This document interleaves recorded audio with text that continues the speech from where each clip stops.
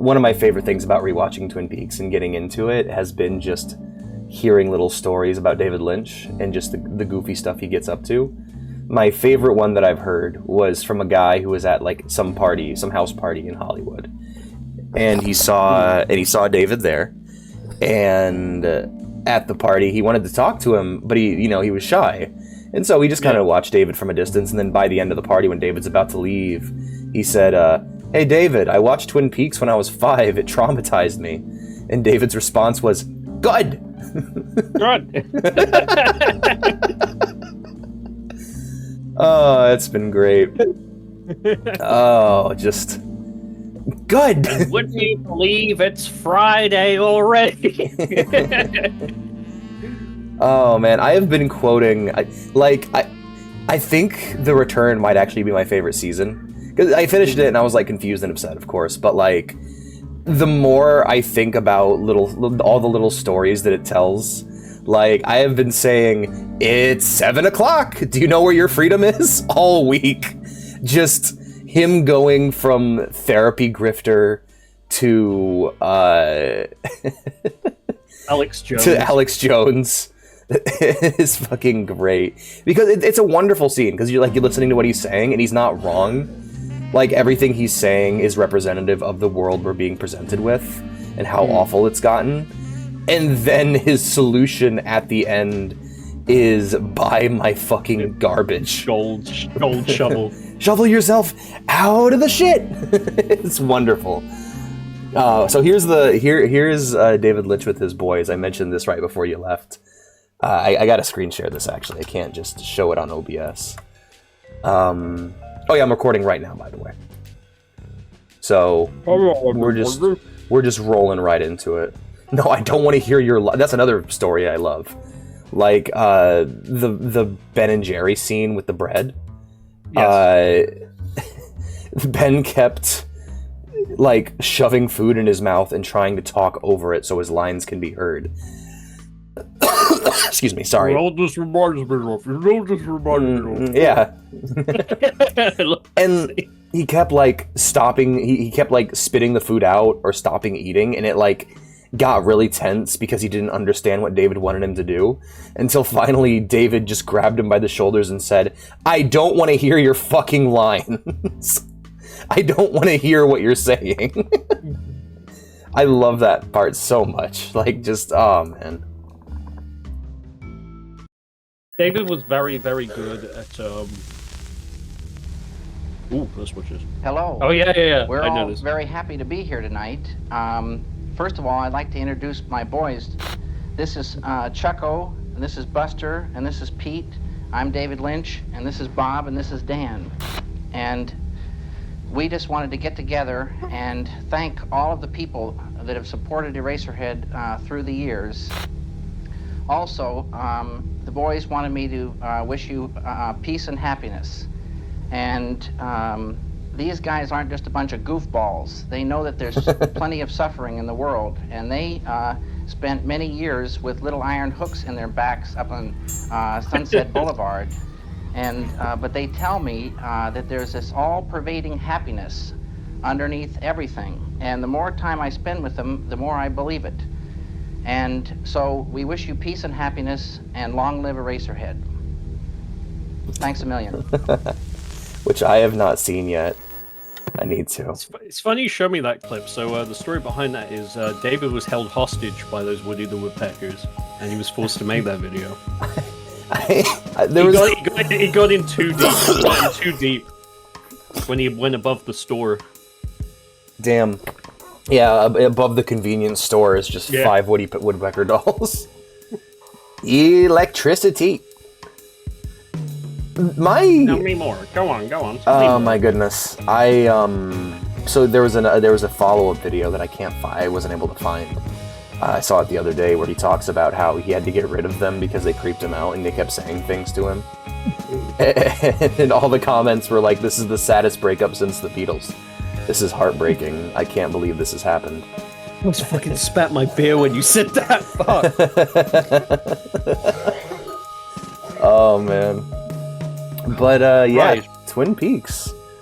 Really great, really great influential show. You asked me, you tried to get me to convince your friend to watch it. I think all he needs to do is watch the first episode.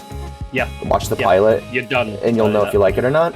Other option select, show him Blue Velvet. That's another great way of doing it, because it's like, Blue Velvet is just, it feels like, if that character's name was Cooper, it would just be Twin Peaks. Yes. Like, it feels so... It feels like it just has the same, like, visual language and feel. Weirdest thing about watching Blue Velvet was just how people kept explaining things. And I was just like, yeah, but I already figured that out because I'm in Twin Peaks Season 3 mode. I'm in the mode of nobody explaining anything ever, so I have to be a detective while I watch. Just, brilliant movie. That's the trick to David Lynch's work, is that basically there is a way to interpret his work. There is a right way, but he won't tell you how to do that, and he won't tell you what it is.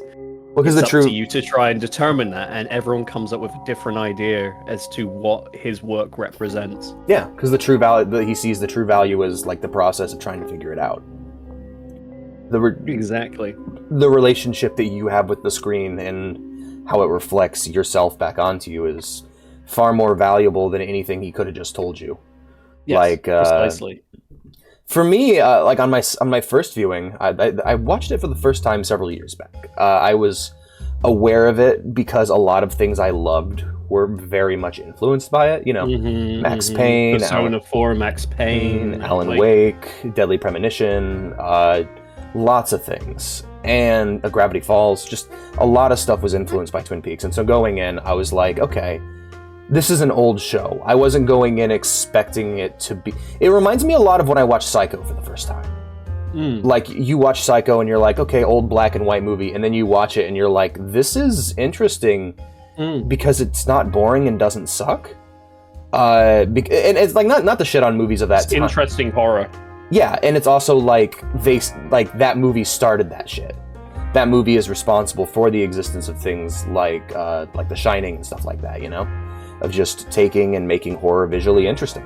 Because horror movies, I feel like horror movies before Psycho were just boring people talking in rooms until a rubber monster showed up at the end.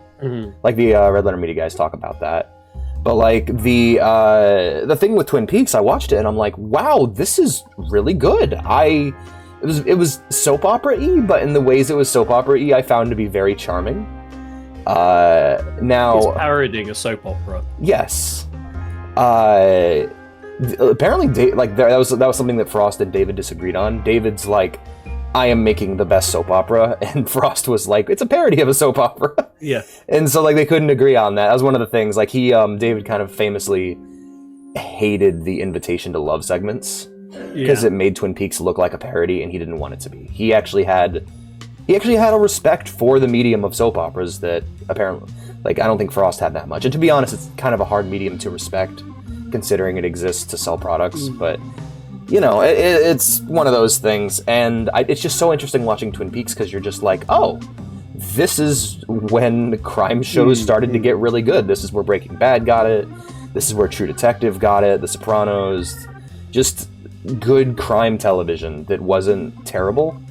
And like and horribly story-based television, which actually has a long-lasting story instead of being episodic. Yeah, like one long movie. Like the pilot ended, and people were like, "What? We don't find out?"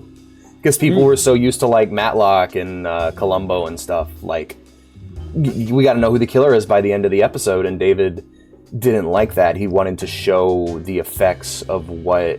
Like, a woman gets killed, it's not just an excuse for a detective to come in and be a cool guy. Now, a detective does come in and he's the coolest guy, but the story is more about just how the death of this character affects this town, and how her death and the investigation causes light to be shown upon just the evil that's been lurking in this town for such a long time, you know? Not even, like, supernatural shit at first, but, like, literally... Yeah, we're just sex trafficking. We're sex trafficking 15-year-olds. Yes. Very similar to Blue Velvet, where they start the film and they're like, oh, look at this beautiful, like, 50s-esque, like, town Lumberton, and then instantly David shows you the bugs underneath, and you're like, oh, there's something beneath this beautiful There's something wrong. One of my favorite things about watching Twin Peaks, Looking though, beneath. is the inconsistent levels of qualities between certain, and Blue Velvet has this as well, the inconsistent levels of quality between certain aspects of the show, like the special effects and CGI just being fucking terrible. You finish Blue Velvet and it's like, look, a Robin, and I'm like, ew, that is the worst animatronic Robin I have ever seen. That is hideous. Get that out of here. That's awful. We ran out of time to film Robins. They wouldn't let me get all dreamy. So who's your favorite character? Oh god, that has to be Cooper. Okay, Mom. My favorite's Laura. I just love her whole concept of just. Well, I mean, yeah. I guess we should talk about Cooper first. But yeah, Cooper's just wonderful. He's the shining light in darkness. Mm-hmm. It's the best way to sum him up. He's the most positive, nicest, most intelligent detective ever put to screen. Yeah. And everyone that he interacts with, he just ends up improving their lives just because he's just generally very, very well read. Mm-hmm. Like very reading of people and just like really nice and clever. Like when I first watched Twin Peaks, I was going through a really bad time in my life. Mm-hmm. And you really do feel the effects of the character. Because he's like telling you these, like he's giving you life advice. Like there was one that really hit me, which was a line of people that are hard to love too much. Was a big line. That I like that. hit me hard. Or treat yourself once a day. Give yourself a present. Give yourself a present. Even if it's a tiny little thing, Mm-hmm. like coffee, 2 hot cups of coffee. It is, despite being a show that gets the darkest, like just because it's old doesn't mean it doesn't, like it goes darker than like True Detective or Breaking Bad or any more modern crime shows, but like the show has this optimism to it that like has changed the way that I look at the world. Like Absolutely. just driving through town, looking at the trees, looking at just all the things that are beautiful about our world that I didn't appreciate until this television show pointed it out to me. But it's just one of those things that like Cooper's that way. He gets to this town, and instead of asking all these questions about the murder, he goes through the procedures, but what he's far more interested in is donuts, coffee, the Douglas firs, just the beautiful trees they have around. Like he appreciates life around him and the niceties of life, and he tries to point it out whenever he can. There's this really wonderful scene with him talking to Sheriff Truman, the first Sheriff Truman, the younger brother. And I think it's in season 1. Harry S. Truman. Him talking to Harry S. Truman. By the way, the soap opera move of a character can't come back, so we replace him with his brother. Just wonderful decision. Both Trumans are amazing in their own way. And I love how open-minded and just laid back the new Truman is, even though he's walking into this bullshit, Yeah, he's just like, okay, I guess this is how things are. Yep, I guess magic is real. And that's just part of life right now. But anyway, with just this great scene with Truman where they're talking about some heavy shit, and just at the end of the conversation, Coop reaches over and just squeezes his nose and goes, meh. Just little things he does to make him happy. Little things he does, it's wonderful. But like Sheriff Truman in the show, he's like an incredibly sort of like gruff and like no nonsense cop, and just Cooper just like brings out this like childishness in him, I guess. They end up becoming like best friends like almost instantly. It's wonderful. Cooper's interesting to me. I really like what we learn about Albert and like the whole Blue Rose team, the whole investigation team later on, learning how like Cooper got this fucking weird ass way of doing investigations based upon like meditation and coincidence. He got that from Gordon, And I love how you got Albert, who is ultra pragmatic. Like, he's still part of this investigation team of supernatural shit, but he's so cynical, you know? Albert's wonderful as well. Just every time he was on screen. Oh, I love that guy. He's an asshole trying to be a good person. He smokes That's the best that way you can put it. Yeah. He smokes that bitch real quick for a pacifist. I want to point that out. Yes. Like, I love how the second, like, the gun leaves the purse, just every gun is on her in the room, and it's so intense and fast. Yeah. Characters aren't dumb. I think that's one of my favorite thing about it is how smart everyone is. You could have a show like this where people are bumbling and everything, but, like, there's been so many times where the characters are, like, hopeless, and I'm just like, damn, man, yeah, I don't know either. What the fuck's going on here, Gordon? With exception to James and Donna, of course. They do some very dumb shit. James. Was not expecting him to be one of my favorite parts of the last season. Was not expecting that at all. I love Nice comeback. I love James as bystander. James is a great spectator. He is not a great part of the story. But yeah, with Coop, just my favorite thing about him, and kind of what his whole story ends up becoming about, as like the different sides of himself are represented, is I got the impression that he is constantly warring with that like FBI agent pragmatism, and that like it seems that he almost closes himself off at points. Like after he gets shot by Josie, he like it gets to the point where the Red Room people aren't even being cryptic anymore. They're like appearing and going, you forgot something. Oh my god, holy fuck, Coop, please. And Coop's just like, okay. Like he just seems like the investigation's going so well in the real world, but he's just kind of closed himself off to, like, his third eye is closed in a way. Yeah. And I don't know what exactly triggers that. I think he just has blind spots. Like that kind of happens. That's how season 3 wraps up as well. Where there was a moment where I'm like, you're not just gonna walk in there again, are you? You're not just gonna walk into hell again? Yeah. Again, Cooper, for fuck's sake, man. Dougie Jones wouldn't have done that. He certainly wouldn't, Dougie. Dougie would have had to be shoved. I'll be honest, I wanted to see him. He wins the jackpot and then fixes everyone's lives without thinking. Dougie represents probably my favorite theme in the entire show. And it's in the war between good versus evil, good has an inherent advantage because all it needs to do is exist. Yes. All we need to do to defeat evil is just be good and have goodness exist. Like, my favorite example of that in the whole show is with Dr. Jacoby and what the fuck is her name? Eye Patch Lady. Nadine. Nadine. Just Nadine is somebody who has been, she's separated from her husband. She's clearly very lonely, and you feel bad for her when she's watching Jacoby. This fucking grifter is exploiting her, and she does get exploited. She fucking buys the golden shovel, but it like actually helps her. Yes. Because it doesn't matter what the intention was. And like Jacoby, he talks to her and he looks like he's so guilty. He looks like he feels like a piece of shit. And Jacoby's always had that guilt to him. He's always been a bit of a grifter.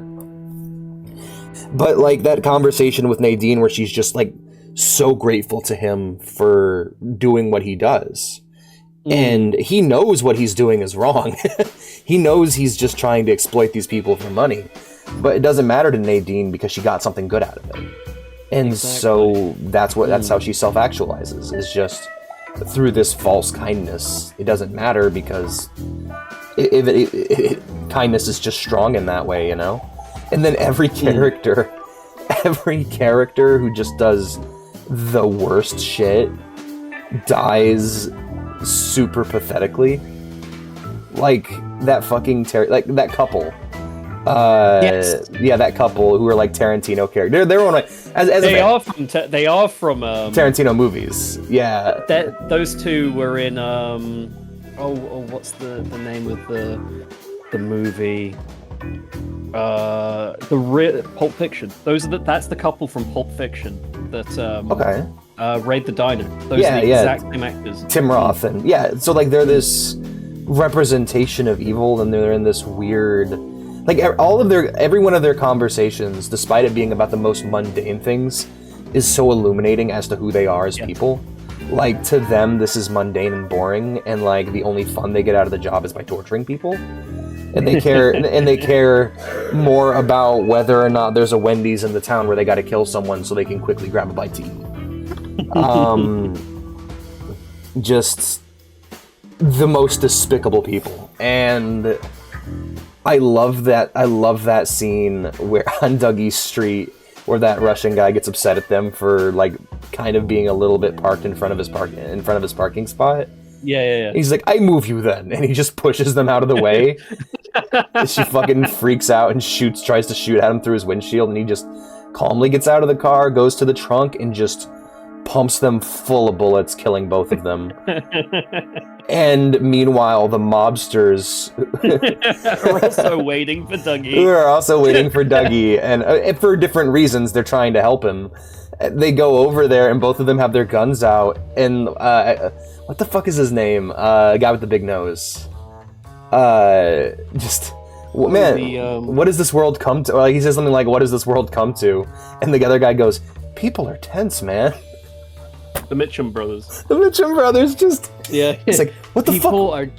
People are tense these days. People are on edge. Like, that's somehow an explanation. I think to him, that's an explanation for what just went down, you know? Oh, I mean, God. How do you explain that? If you watch that, you'd just be like, what the hell? Right?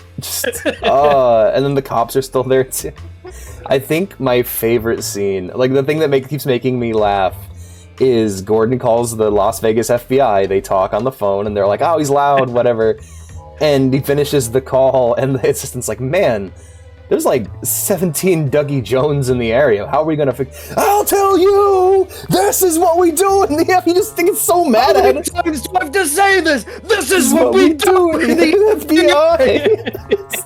He just gets so mad out of nowhere. It's so good. But you guys, since he does that all the time, it's just he's so pissed off with it. Yeah. Like, they're just bored, and like they are finally called upon to do something important. Oh god. Oh, that series is great. Oh yeah. Yeah, we're all over the place. It's everything you wanted. It's everything you wanted. But not how you thought you'd get it. But not how you thought you'd get it. It's a bit like Fire Walk with Me. But Fire Walk with Me is a little bit more controversial. But that depends on when you watched it at the time. Yeah, Fire Walk with Me was controversial because, one, it's very Lynchian. Two, it's not giving people the answers they want immediately. And I think the final thing, and this is why I personally found it controversial, the dude, like, I love Fire Walk with Me. It's a great film. Everything with Laura is great. Everything, like, even that weird ass scene where they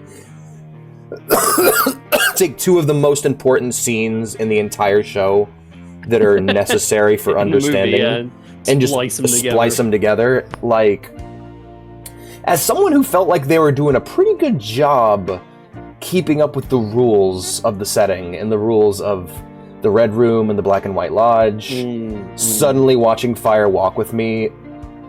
Okay, like, for real, though, they changed the rules halfway through the fucking show. Like, I love Twin Peaks, don't get me wrong, but there is a very clear, like, rule change. We went from meditation to television. Like, there's a very clear turn where, like, electricity, that's because that's what that whole scene's about. That whole scene is them, like, unlocking this new way of interfacing with the world.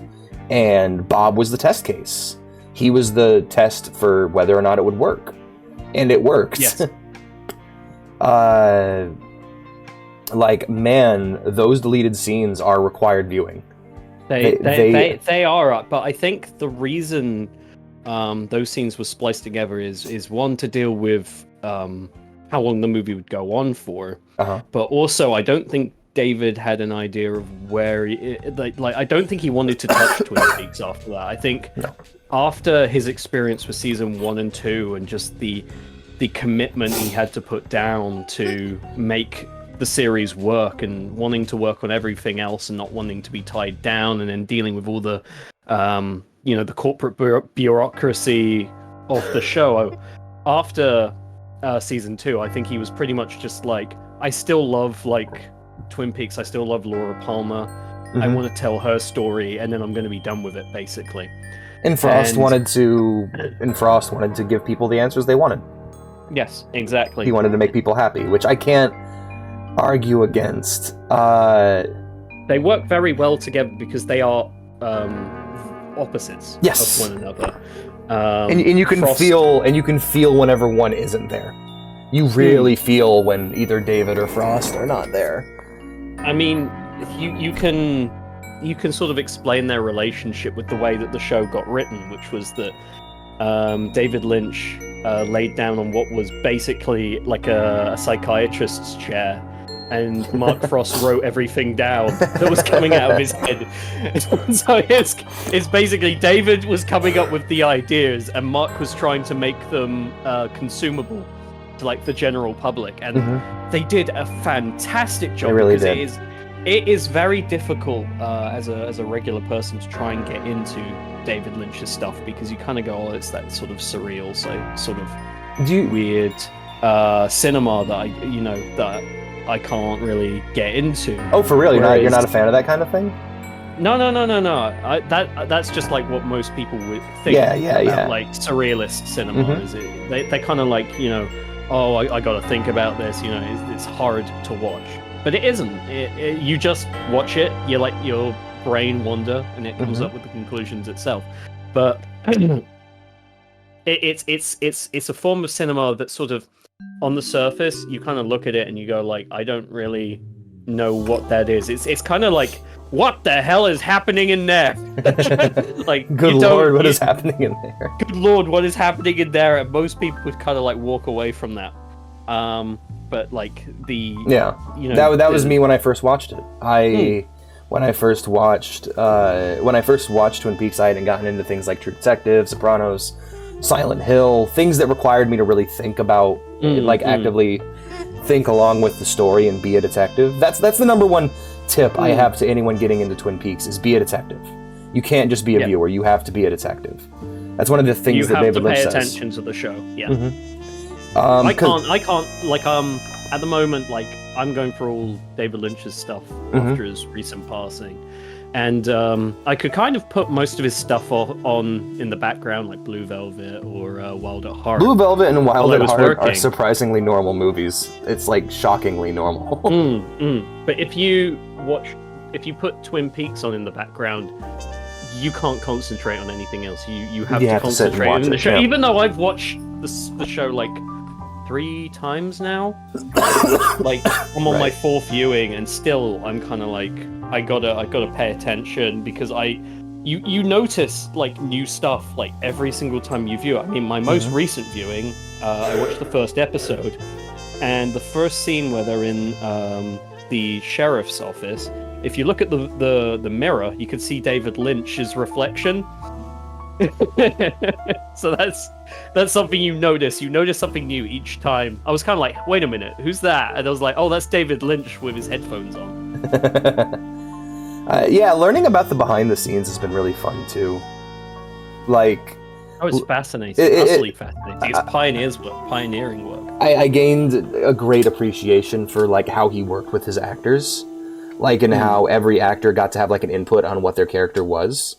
Except for all the new people in season 3 who just seem confused, and like listening to them talk about the show is like a cringe fest. Like listening to Shaggy talk about the show at a panel is like, oh my god, shut the fuck. Like Big Ed sitting next to him, and Ed looks like he wants to die. Don't like his skinhead haircut, by the way. Least favorite part of the show. No. Because you're either gonna look like a skinhead or like someone took a dump on your head, and it's just not good. Stop giving people that haircut. It's bad. Oh man. And that's why you're giving season 3 1 out of 10. 1 out of 10. Series. Bad series. Shaggy's haircut. Not Shaggy. Big Ed. Yeah. Big Ed. He's just balding. He's just balding again. His awful fucking skinhead zoomer cut. Oh Jesus. He's older balding. Man. What do you think the spice did to him? Same actor. My favorite thing about that actor in Dune is that he looks like amazed by what's going on at all times. Yeah. He's just like da da da da. He's like, wow, this is awesome. Even though he's clearly like on a soundstage. He sells being. That's great. Anyway, yeah. The other thing I learned is that people from the '90s suck. The TV viewing audience is terrible, and most people don't. Oh, God, it's so depressing because it makes me sound like such an asshole. But like, if I've learned anything from Attack on Titan, from The Sopranos, from not from Breaking Bad so much, it's much more of a crowd-pleasing show. But like, people just don't fucking vibe with any sort of like non-explanation. You need to fucking like hand feed people their stories. Like, oh man, it's so depressing, and I think that's a real bummer. And that was me when I first watched Twin Peaks. I was like, whenever something weird would happen, like with the dwarf, I was just like, well, that'll get explained. Nope. One moment, sorry. Yeah, I'm very sick. We're gonna beep out all the coughs and sneezes, so it just sounds like you. We're gonna put loud, obnoxious beats. We're just gonna do the I am the arm, and I sound like this. We'll just put the over every time I cough. No, that'd be obnoxious. Just reverse the sneezes and coughs. That fucking okay. Like, okay, there's like another thing. It's like how scary the whole fucking show is. Like, it's terrifying. God of Light is like, I don't get how people hate that episode. That is such a beautiful, horrific, wonderful episode. That it doesn't explain shit. It honestly makes things more complicated. But the whole idea of I want to actually start getting into like the metaphysics and everything of like how Twin Peaks works. What is your interpretation of Fire Walk With Me? Like, specifically the line Fire Walk With Me. The line Fire Walk With Me. Yeah, when Bob says that, what do you think he means by that? To me, like, that representation is, like, Fire Walk With Me is how do I put it? To me, the way... Because I kind of need to explain, like, my perception of like the White Lodge and the Black Lodge to kind of answer that. So to me, the White Lodge is primarily represented by the Giant. The Giant is the fireman. The fireman. Mm-hmm. The Giant is the only good spirit that you kind of run into in the entire show. He's the one that kind of always is trying to help Cooper the most out of all of them, whereas the Black Lodge comprises of the Arm, Mike, Bob, and Laura's spirit. So the line Fire Walk With Me, to me, is a representation of hell. Basically, it's like, come join me in hell. Bob is like a representation of the Black Lodge in the eyes, like evil. Okay, I have a very different interpretation. And the way that I perceive Fire Walk With Me is that basically Bob is trying to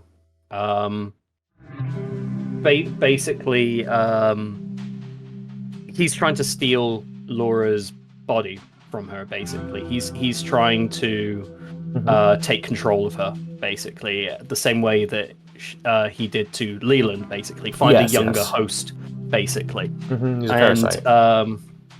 He's a parasite. He leaps from body to body. But the White Lodge and the Black Lodge both consider Bob to be a gigantic threat because he's basically making a mess.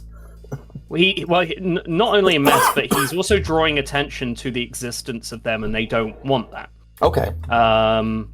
The way that I see the Black Lodge is that they are a parasitic group of spirits that feed off dark emotions, negativity, anger, hatred, fear, everything. That's represented by the cream corn. That's what they feed on for sustenance. Garbanbosia. Gamgambosia, yeah. And that basically Bob has almost gone rogue, basically, and he's just going around trying to feast as much as possible on people's negative emotions. He's drawing attention to the Black Lodge existing, and his murders are basically making it so that humans can basically see that there's something supernatural going on which they don't want.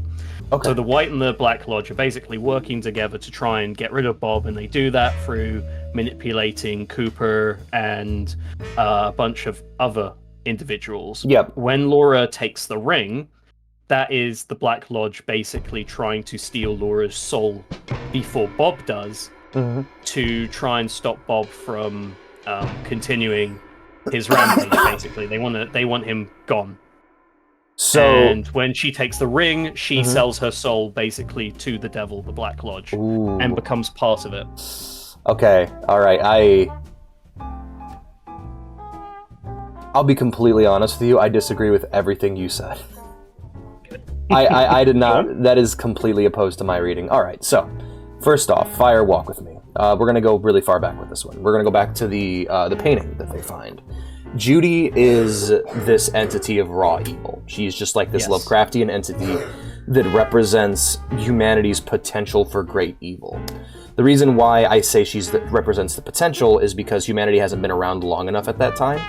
Because basically, the way that the Black and White Lodge works is the Black and White Lodge is one place. It is I just call it the Lodge or the Red Room. It is always a current reflection of mankind from what it is right now. The only time we ever get to see a flashback into an earlier time is with the firemen and the atomic bomb. However, what ends up happening is... in the very beginning, the Red Room didn't exist. The Red Room eventually formed, but in the beginning, it is just the ocean and the percolator. The ocean is the sea of ideas. The ocean is the sea of ideas, which to David is coffee, but in this is just a black liquid. And in this in this sea of ideas is everything. It's people, places, things. It's where all things come from. By dropping ourselves into the sea of ideas is how we become creative, and we do that through drinking coffee and through meditation. From the sea of ideas comes the percolators, which exist to push those ideas into the real world, and and it's watched over by the opera house by the woman. I'm just gonna call her the fat lady because that's kind of what she looks like to me. She's like by the fat lady and by the fireman or the giant. In the beginning, fire... Now, let's talk about what fire is. I don't think fire is hell. To me, fire is humanity. Fire is... It is, the flame that Prometheus took from the gods, the thing that we use to grow. Fire can be used to create and cook food, and it can eventually be turned into electricity to communicate with each other or used to signal fires, but it can also be used to destroy. Flame represents mankind and humanity's ultimate potential. So... when Bob was created in the fire from the nuclear bomb, he was just this raw, focused thing of Garmonbozia, which Judy vomited up. Or Jaude or Judy. She vomits it up, and the biggest, most focused chunk of it became Bob. Bob is just this raw animal. Like he has this animalistic desire for suffering and for pain. And he's here for fun. An animalistic representation of human negative evil. Emotion. Of evil. All the little bigger nuggets of corn, those would eventually go on to form the firemen and the doppelgangers. When the bomb went off, the firemen just kind of wandered around there. They just kind of did their thing, kind of walking about, until eventually people started showing up again. And they're like, hey, you got a light? Do you have a way for us to communicate to other humans? They're like, you got a signal fire, motherfucker? Can we use your signal fire? And just them being around causes people to suffer, and they realize it's just easier for them to just kill them. This is the water. So they do that. They then communicate with the world, they're repeating a mantra that causes people to seep into the sea of ideas, drawing out these evil thoughts that go on and corrupt them. However, there's one exception, and there's this little girl. We never get a name for her, but I believe she is Sarah Palmer. Yes. This little girl who has this natural potential, she has been tapping into the sea of ideas for a lot longer than other people. So she has a natural skill there. She has resistance. That's why she goes to turn the radio off. She's like, well, fuck this, man. Of course it affects her, and it's too late. However... she falls asleep. Meanwhile, in the desert, we have the rabbit. Now, I call this thing a rabbit for two reasons. One, I think it's Laura. Two, it looks like a rabbit made up of the parts of other animals. This was a soul of extreme goodness. A lizard creature, yeah. Yeah, this was a tulpa of extreme goodness. Unluckily for it landed in the middle of an atom bomb. So it didn't get to form properly. It's this weak, broken, bloody thing. Like, it bleeds as it walks. It's not doing well. It's not evil. It's just hurt. It's hurt and it's mutated. And it crawls into this little girl's mouth and dissolves within her, becoming the spark of goodness that would eventually create Laura Palmer. Laura. Sarah then goes on to birth Laura. Laura is something that Bob is afraid of, and the Black Lodge is afraid of as well. Now, the Black Lodge and the White Lodge are one and the same place. The Red Room, it changes based off of which side is dominant at the time, in a way. Yes. Like, it's what, like, Cooper leaves the room, goes back, and then the fucking little twitchy dwarf comes after him. Yes, the arm. The arm is... those are separate entities to me. The arm is attached to the Red Room. When it's in White Lodge mode, it's the dwarf. When it's in Black Lodge mode, it's the doppelganger. You can tell by the color of the electricity that it is. Yes. And it's like, it's fucking panicking when Cooper's about to get out, so it just tries to drop him into the sea of nothingness. The idea is the no. Yes. Regardless, basically they all meet above the convenience store. There's a fire there, and in that fire they all come together. They all finally meet up. These are entities that have existed on Earth for a long time. The doppelganger, the woodsman. They all meet up above the convenience store, and they're like, "Oh shit, we can use electricity. This is awesome." But we need to make sure it works. Hey, Bob, take this ring. This ring has a resistance. To electricity. Go ahead and we're gonna put this in rotation. Basically, it's a competition. It's like we're gonna create this ring to stop you, and we want you to prove to us that you can do this. And so the whole thing with Laura happens. He starts hunting for this spirit of pure goodness. He eventually finds her, and when she's about 12 years old, and begins tormenting her, hoping to corrupt her and eventually bond with her body and push that goodness out of her so that humanity doesn't have a fighting chance. Judy's out and about somewhere. I don't think Judy is exactly attached to the Black Lodge. I think these are different entities, and there are other people on their team as well. Like, aside from the doppelgangers, which always exist as the evil versions of the good people of the White Lodge, like the magician boy, David Lynch's son, the old lady, with the sorry, one second. Yeah, so they all meet up above the convenience store, and he goes out to try and get Laura. Meanwhile, at some point in this whole thing, Mike is the one-armed man, right? Yes. Okay. Mike is one of my favorite characters. The biggest reason is that he is evil. He is so evil, and evil is the way he does things, but he's trying to do the right thing. So, like, he oftentimes does good things in a very, what's the word? In a very, careless way.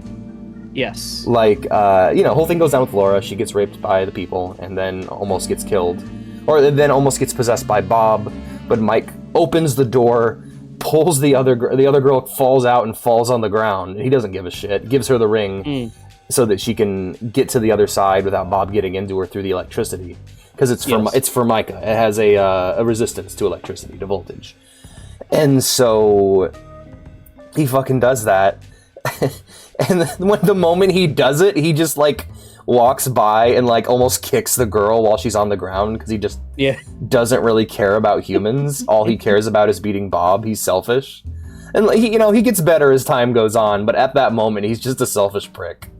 That's why he drives up and is in the middle of broad daylight going, "Hey, look, the demons are after you. Wear this ring. I want to fuck over my boy Bob." He's an asshole. Fuck you, Bob. Yeah, fuck you, Bob. Fuck you, Bob. Yeah. At this time, he's just petty. He's not a good person. Yeah, he takes his time, and eventually he grows into a better person. With that point, I do disagree because,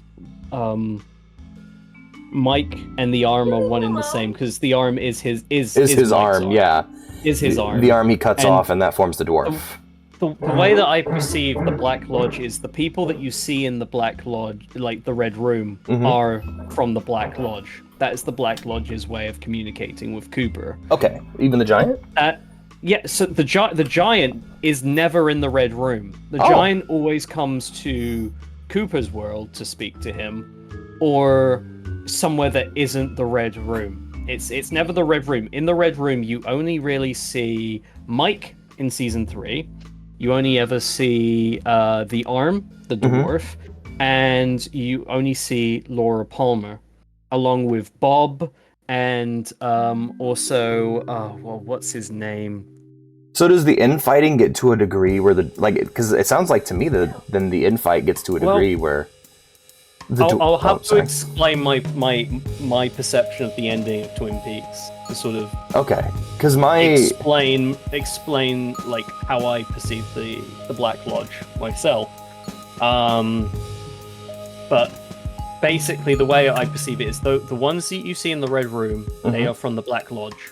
The giant you never see in the Red Room. You always see him everywhere else but the Red Room. And he is instrumental in trying to help Cooper do good things, whereas the Black Lodge are constantly only really there to stop Bob, basically. Yeah, they're there to stop Bob and then later on Judy. Yes, they're two different entities that are trying to stop Bob. So it's closer to like competition at that point. Somewhat. Yeah. Because it seems like a lot of the entities that were in the Black Lodge ended up kind of coming around. Yes. And becoming good guys. Like the dwarf he seems so fucking evil in Fire Walk With Me, and then in Twin Peaks he's clearly a force for good. So I think Laura's whole thing might have actually made them come around because they were constantly trying to guide her in a way that beats Bob. But what ends up happening is that she does for one.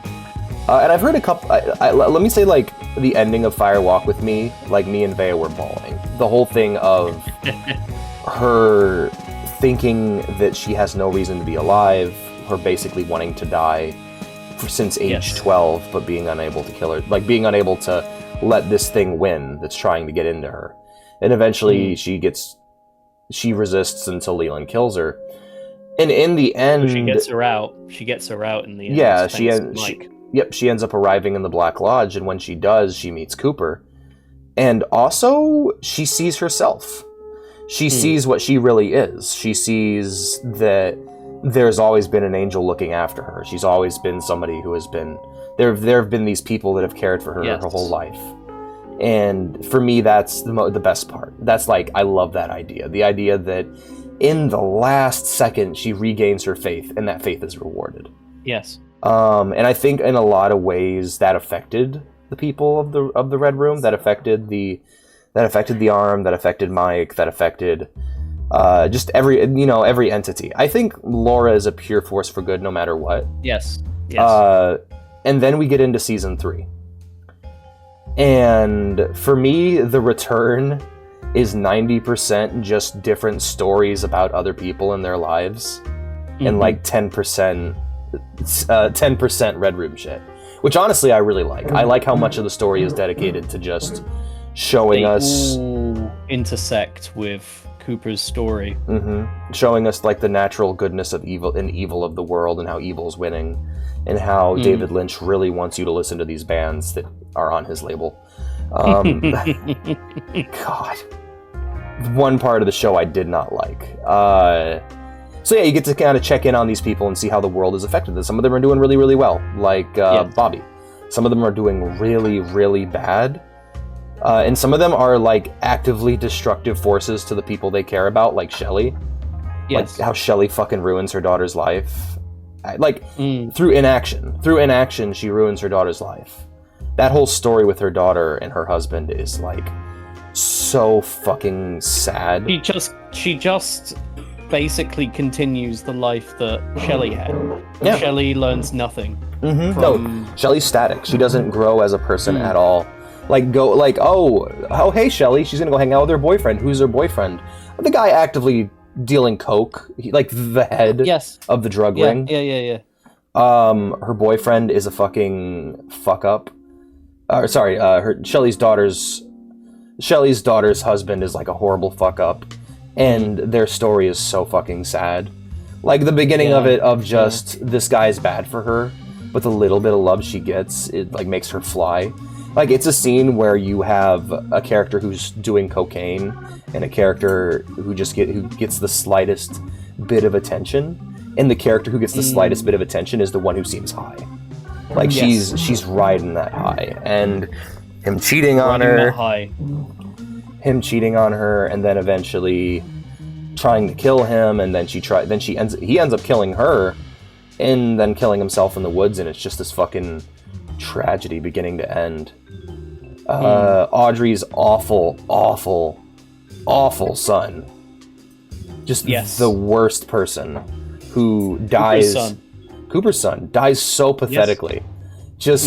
Hey, go stand on that rock. Boom. All right, later, kid. You like that part too? Yeah. I love that part. He definitely gets his comeuppance at the end. Jerry's like, my binoculars killed him. Jerry is just high in the woods. Like Ben Horn's brother. Was it Jeff? Jerry Horn? Jerry Horn, yeah, Jerry Horn. I think I killed him. Because he's just tripping acid. I love that. I also love how there's a clear visual language and difference between his hallucinations and like the real supernatural shit. Because I thought like, maybe through drug use he'll no, he's just really high. But everything, all these little stories. Audrey's is so heartbreaking. That is some like Jacob's Ladder shit of just there's a couple different interpretations of that that I find really interesting. The real world has an effect on season 3. Like the world we live in has some sort of effect to a greater or lesser extent. I don't think it's to the degree that some people think, but I think that Audrey in her coma gains a sort of awareness of like her saying that she wants to go be with Billy. Billy Zane played the guy she was with in season 2.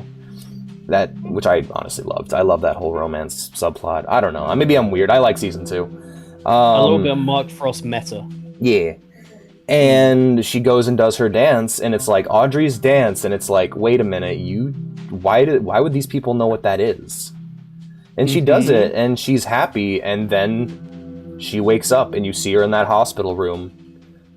Oh, it's fucking horrifying. Just super sad.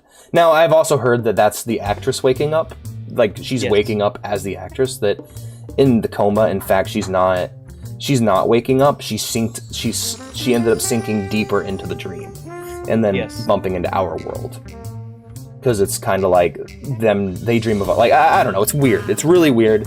We'll get more into that with the ending. It's fucking terrifying, though.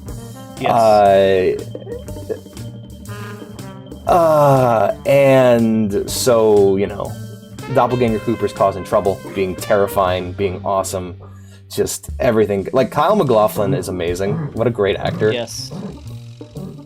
It was so great seeing him play Cooper again. Not just seeing him play Cooper, seing him play Cooper, evil Cooper, good Cooper, and Dougie and Dougie. Dougie and Dougie. Yeah. My favorite moment in the whole show, and it makes me super happy because it's very meta, is when the Tulpa Cooper, the Tulpa Dougie Jones ends up in the Red Room, Yes. and Mike's like, "What the hell?" What? Like somebody in the Red Room is confused about what's going on. It's really great. He just pops like a balloon. Oh man, the Tulpa shit's really creepy. That was one of those things that I learned about recently. There's a great analog horror series called Blue Lock that's about that idea of just the creation of tulpas, and like I was not expecting that to show up in Twin Peaks. Really cool idea though. Everything with Diane was really sad and cool. Yeah. So let's talk about Judy and the Cube. There was a plan to deal with Judy and Bob. 2 birds with 1 stone. We don't know what the fuck that plan was. We're never told that plan. We just kind of have to figure it out. But at the very beginning, we see Judy. I think now the wiki. It's really been interesting diving into the Twin Peaks wiki, because you can't write, like, you can't do what we're doing right now. You can't just make these connections on a wiki. You can't just make this shit up. So when you're on a wiki, there are several times where one character in 3 different forms is listed as 3 separate characters. So yes. Judy is listed as Jowdy, Judy, and the Experiment. Now, I think all 3 of these entities are one and the same. We know Judy and Jowdy are, and I think the Experiment is also Judy. The thing that was vomiting up cream corn in the bomb. Yes. And the thing that appeared in the cube and killed that couple. Judy is this force of evil, this force of darkness, and she is drawn to goodness and love. And what can be a stronger expression of love than 2 people who really like each other and really want to fuck, doing it for the first time? Because that's what that whole thing is. She's not in there to like sneak in. She wants to have sex with this guy she really likes, and they clearly really like each other. Yes. And so the 2 of them do it on the couch, and that's what draws Judy, is that it's this raw expression of pure goodness. It's love, and arguably its strongest form. Draws Judy in, she kills them, leaves. Goes nope. Nope. And Cooper sees that happen. So he knows that Judy can be drawn to that. And so at the end, Cooper defeats Bob, which I honestly love how easy it was. I love One Punch. Yes. I love the little One Punch British dude. He's great. One Punch lad. One Punch lad. Just fucking punches Bob and shatters his tulpa. I love that. But I also love that it's not just, the ball isn't just a representation of Bob. The ball is Bob. He is the ball. Once again, the Giant did that. Yep, thank you. The Giant orchestrated that. Called up. Oh, was it a dream or a phone call? It was a dream, and then I told him it was a dream to go and get the glove. Absolutely. Cooper leaves, and he's like, "Hey, I'll see you all at the curtain call." He takes Diane in her true form, not Tulpa Diane, but Diane. They both end up leaving, and they follow the instructions. Is it future or past? Cooper goes and stops the death of Laura Palmer, fundamentally changing the world they live in, and then moves to this new world that they have created. Now, we know a little bit more about this world now, thanks to some of the Twin Peaks books that Mark Frost wrote. Yes. So first off, we learned that Sarah Palmer did exist, and so did Leland, and so did Sarah, and so did Laura. And it seems as though the daughter, like her daughter, was killed, but yes, it wasn't for any greater purpose. So both her and Leland commit suicide. So in this new world, the spark that Laura goes to somebody else, and it comes to this new girl, this new lady. And so Cooper and Diane, they show up and they're like, "Yep, we're gonna draw out Judy. We're gonna have sex on the bed. We both really like each other. We haven't seen each other for a long time." And because he's doing it for that purpose, he can't get into it. And also she can't get into it because it's the dude who raped her. Yes. And it's just awkward and horrible, and she ends up leaving. Cooper ends up going... assuming her new identity. Cooper still holding on to his old identity. He's trying, by the way, but he's clearly changing. There's only so much he can do.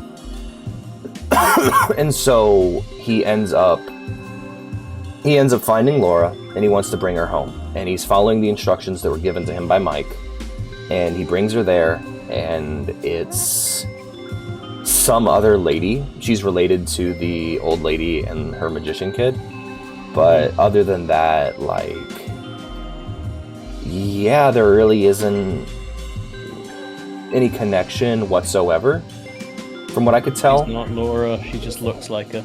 Yep, just looks like her. Walks away, and Cooper is giving up. He's like, oh man, what year is this? Like, my heart fucking sank. And then Laura looks over and she hears it. She hears the voice of her mother. Laura. But now, I don't know if this is original Sarah Palmer or if this is this world Sarah Palmer, but it's enough for her to make the connection and wake up. And in that moment, she cries out, and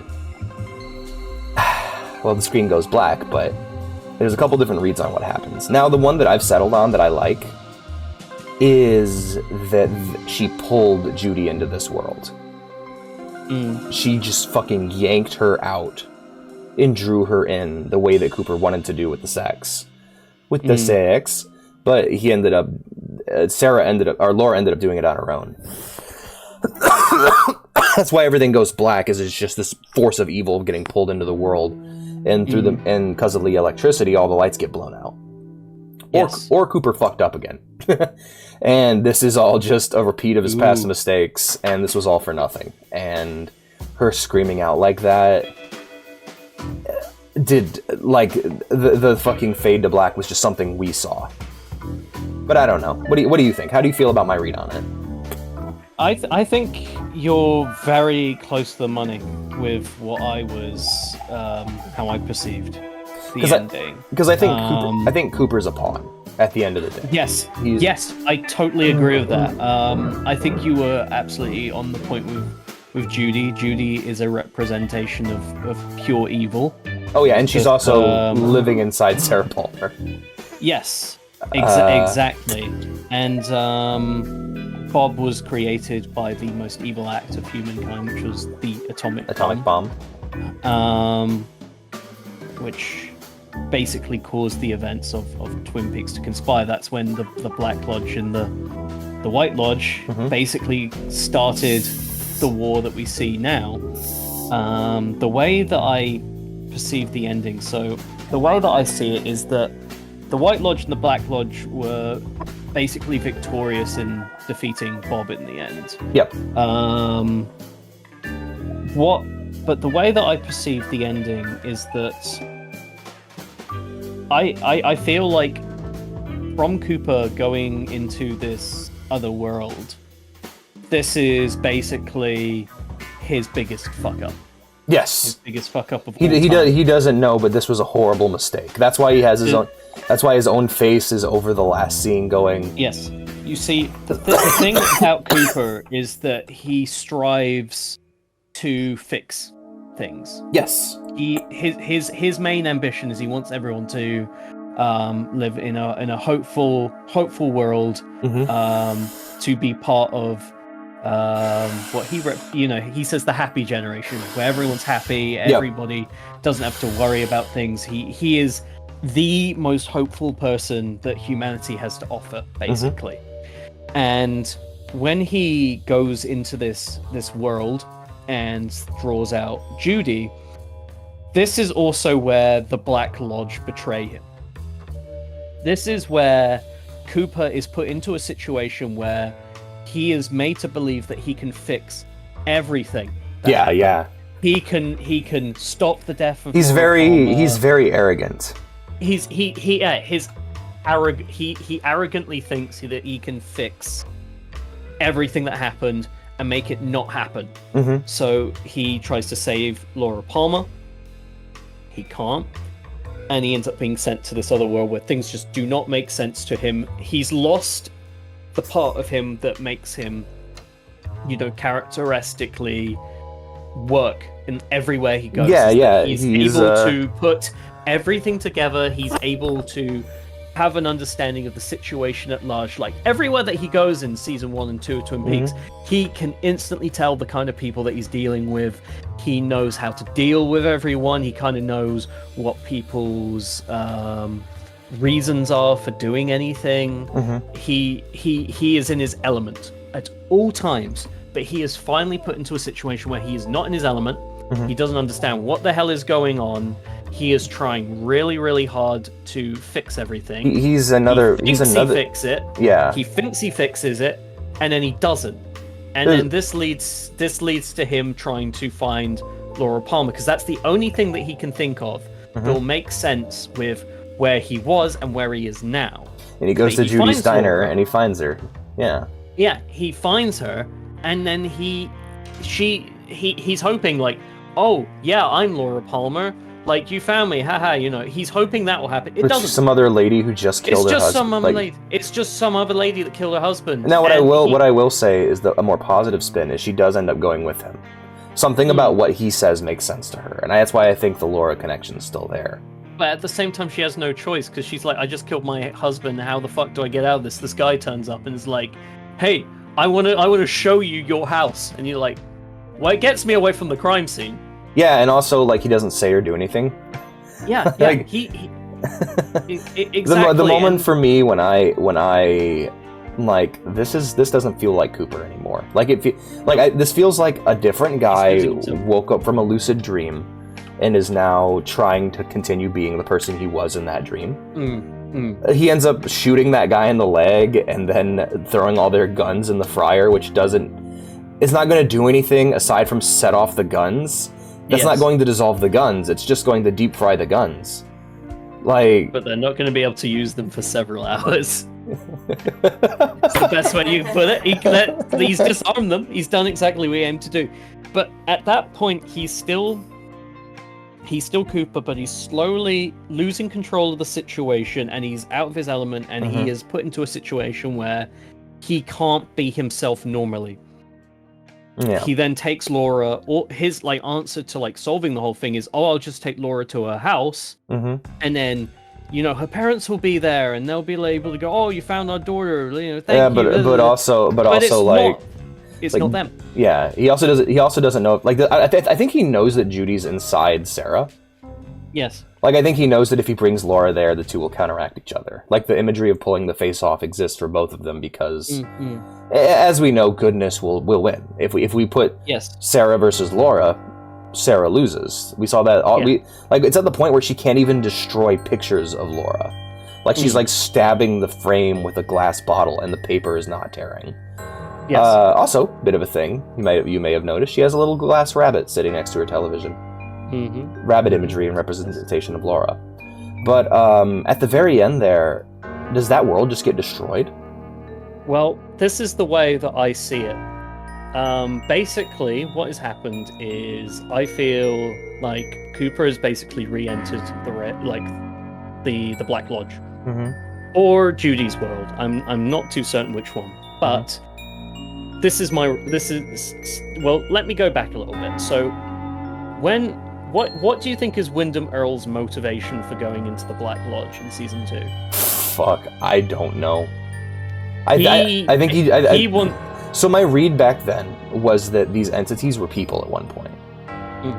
I thought Bob was a dude that became that over time. Yeah, he was a camera operator, wasn't he? Yeah, he started as a camera operator and then just evil. And then the Judy, David Lynch, found him and made him evil. Yeah. Camera operator at a time where cameras didn't exist. So Earl made more sense to me back then.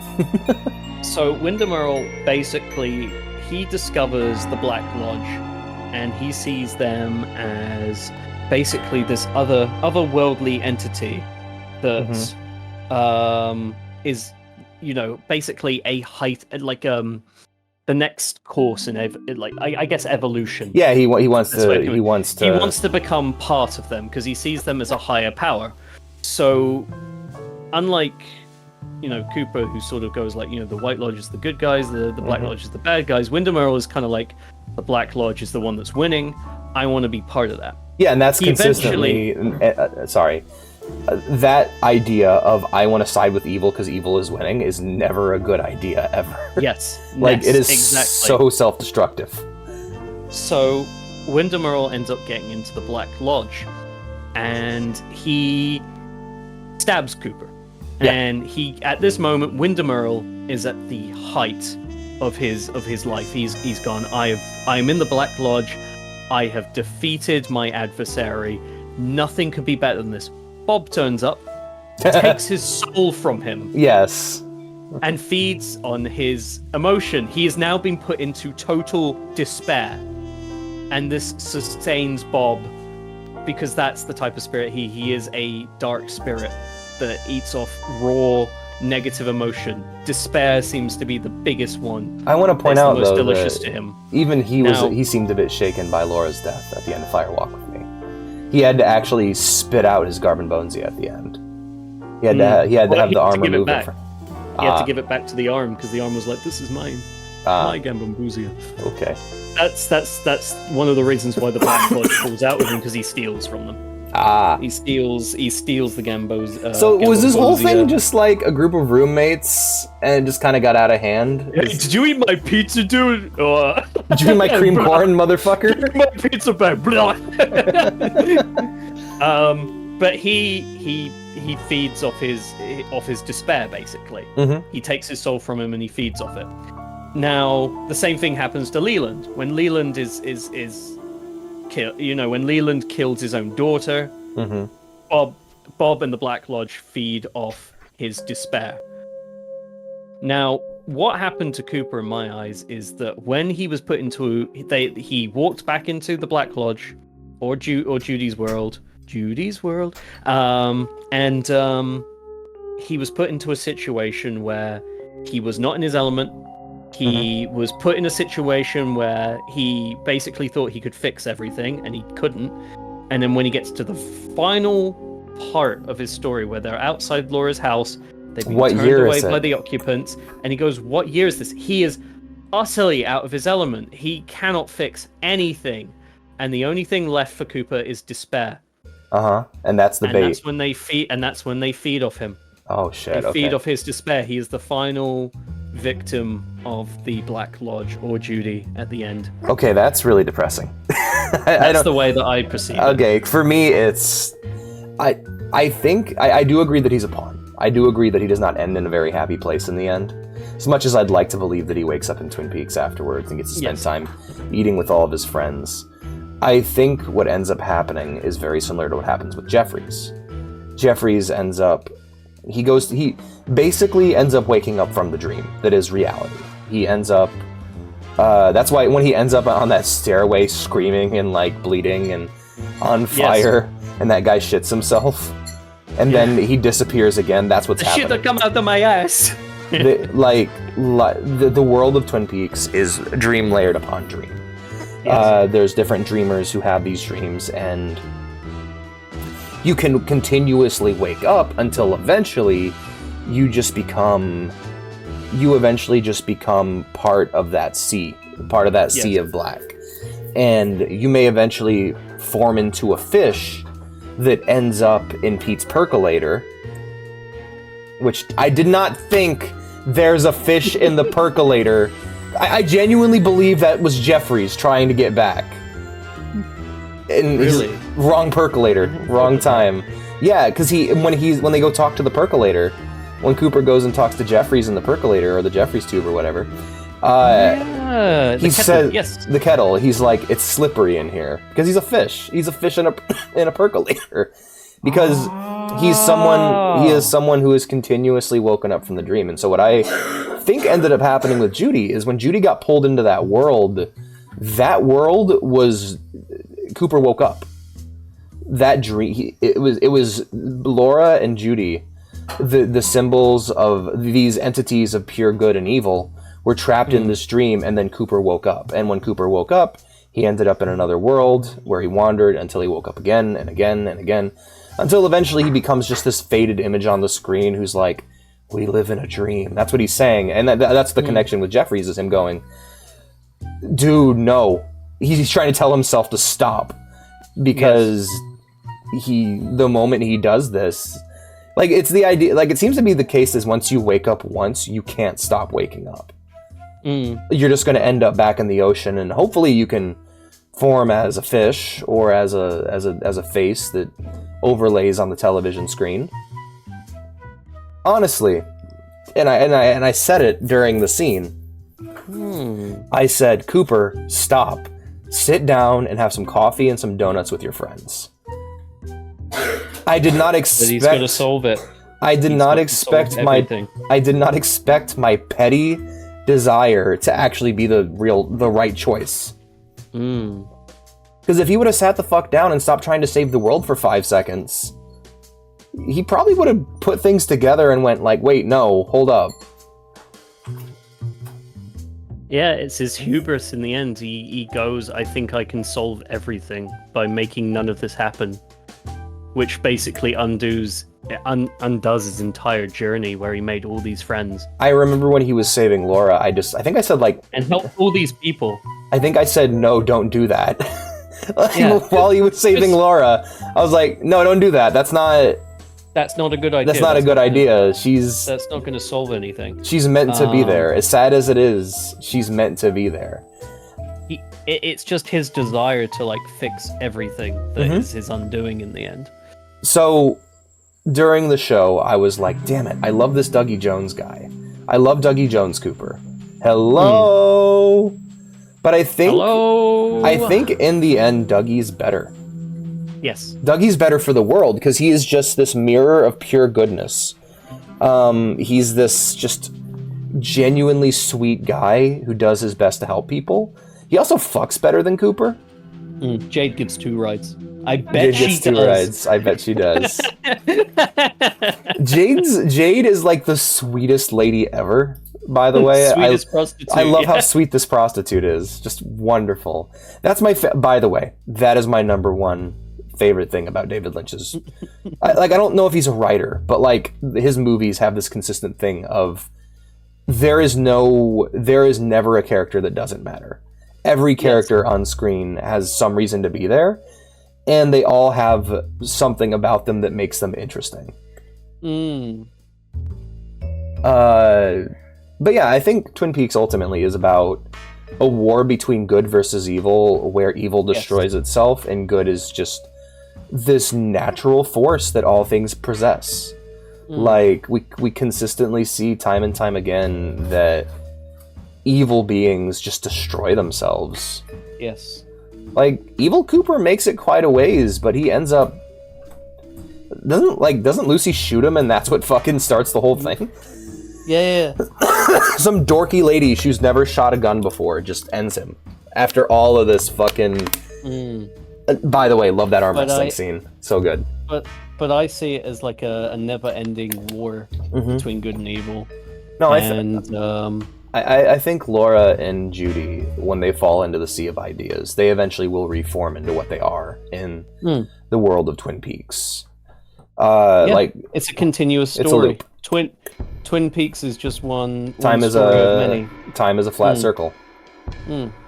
Precisely. By the way, a lot of people use True Detective to explain Twin Peaks, which I think is fucking awesome. There'll always be a Cooper in the world. There'll always be a Laura. There'll always be a Bob.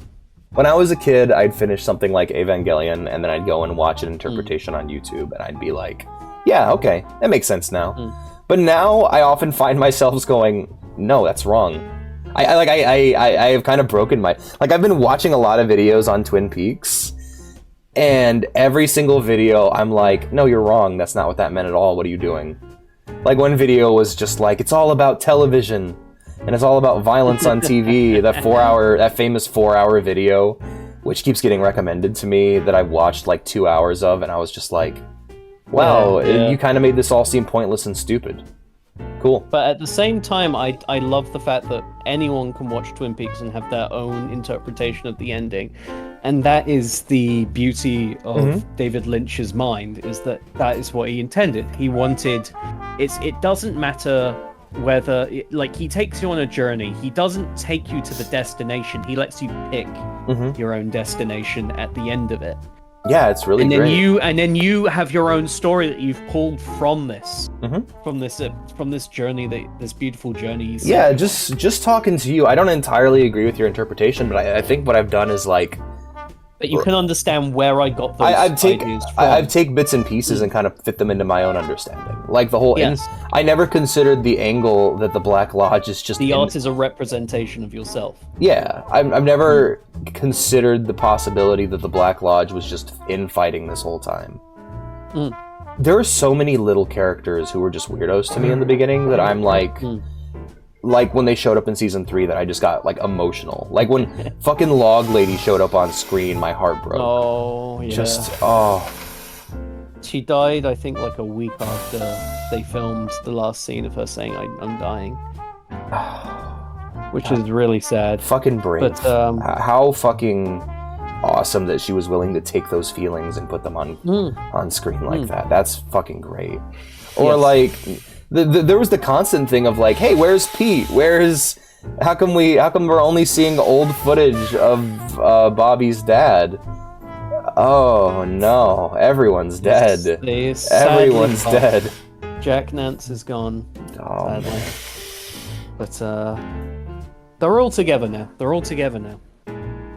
Yeah.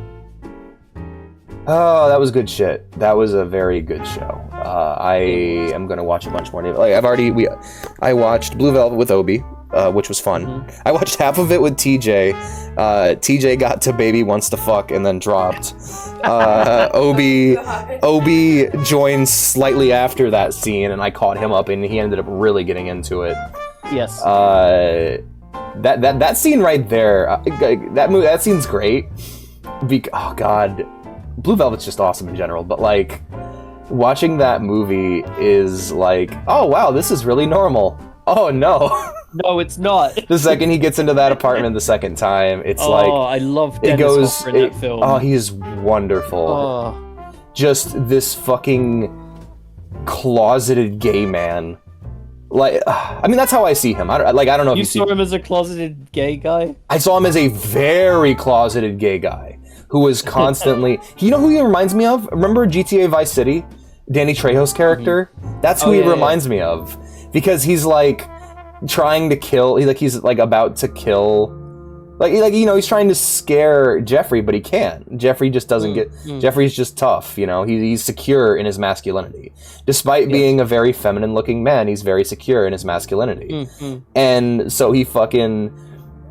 when Jeffrey punches him in the face, Dennis Hopper takes him out of the car, kisses him on the lips, and then makes him feel his muscles before just beating him until he knocks him out. And then, because like this whole thing is just the most like pathetic man ever, the most pathetic, powerful man ever getting cucked. He gets this dude screws his fucking girl, and not only that, but he's also very attracted to this guy who screwed his girl because he's not straight. He has to do all this weird shit in the bedroom and tap into this like weird psychosexual shit, as well as using drugs because he's not straight. He's gay, but he is so insecure in his masculinity that he can never admit that to himself. And so I never saw it that way. I just saw it as this guy doesn't know how to show others love other through violence. Basically. Yep. And that's part of it as well. Yeah. Also, I read this might be a messed up guy with a shitty childhood. This also might just be me. This is another Twin Peaks thing. I read Albert as hella gay. Like Albert was gay for me the entire show, even when he was at that date with his friend. They're just friends. I don't know why. I read him as gay. I think it's because I read bitchy men as gay. Like, he's very... Albert's wonderful. Just... Yes. Man. Why don't you try not dragging your knuckles on the ground? I walk in the footsteps of Gandhi and King. I'm a naysayer and hatchet man in the fight against violence. Cut to him just blowing Diane away. Like, just like, that scene's so tense because you know that, like, it's like, oh my god, is she gonna kill them? And the second, like, she reaches into the purse, they just fucking light her up. It's so, like, oh god, it's so strong. Yeah, the way I see Albert is he is basically he is an asshole that's trying to be a good person. Mm-hmm. And he's tired and frustrated, and he really has to try to be nice. Like you have people in this world that like naturally they are just assholes. Like they naturally move towards just saying the most horrible things like when dealing with people. But he is somebody that he is naturally an asshole, but he's trying to become a good person. He's also the thing that I forgot. The dude's a coroner. He cuts up dead bodies for a living. That's his thing. Yes. So you have like those. I don't know if you know of that, but basically, if you're that kind of person, you go two ways. You either get really creepy about it and become the lady from Brooklyn very Nine. Bitter. Yeah, you end up becoming the lady from Brooklyn Nine-Nine who wants to have sex with corpses, or you become the guy from LA Noire who just has the darkest sense of humor. Yes, like the lady from the lady. That's why they hit it off. And they got really well because it's like, yeah, she knows the pain. She knows. Yeah. There's you have to have a certain sense of humor when doing that job, or else you go you just die. My best guess: someone cut this guy's head off. That was great. Oh man. Cause of death. I think someone cut his head off. I think someone cut this guy's head off. We were gonna go scuba diving. Oh, that. Zoinks. Oh man, Shaggy. Well, now we need to have. Scooby did go to the red room. That is true. There is that did happen. There is a very heavily There is a very heavily twin poops. I was trying to say influenced and Twin Peaks at the same time, so I was like, I think I was gonna go twinfluenced, but I just said twin poo. Yes. There's a very Twin Peaks influenced Scooby-Doo series called Mystery Incorporated. Yes. Incorporated. Yeah. I just. Speaking of influence, though, I want to talk to you about Twin Peaks' influence on Japan. Oh, they love it. And they love it. the level of impact that is now had on like Japanese media. We wouldn't have things like Persona 4. We wouldn't have things like Deadly Premonition. Kojima is a huge David Lynch fan. And a lot of that influence went into Metal Gear Solid. Mm-hmm. But not only that, during the 90s, Twin Peaks was so huge in Japan that there were people taking pilgrimages to Washington to see the sights of Twin Peaks. And there was this... Wait, it's a real place? Yeah. There's a holiday tour group there. That you can go with, and they show you like all the places where they filmed, and like they give you the Twin Peaks experience. They take you to the Double R diner, and they give you cherry pie, and yeah, they give you a full tour of like all the places they filmed in Washington. Okay, and it's run by basically the Twin Peaks community, like the fans. But in the 90s, what would happen is Japanese people were going to Washington as tourists, and they were wrapping themselves up in plastic on that exact area. There's a news report done by CBS that were talking about it, and pop that on the stream. That just shows you how much of a fan they were of this media. Because like when Twin Peaks Fire Walk with Me came out, it bombed in the United States. But I'm guessing they love that shit in Japan. They loved it in Japan. They thought it was the best thing. Shout out to Japan for saving art once again. Yeah, this is the one. This is the video. Oh shit. Sorry, one sec. Oh hey. There we go. The mood is getting bigger and bigger.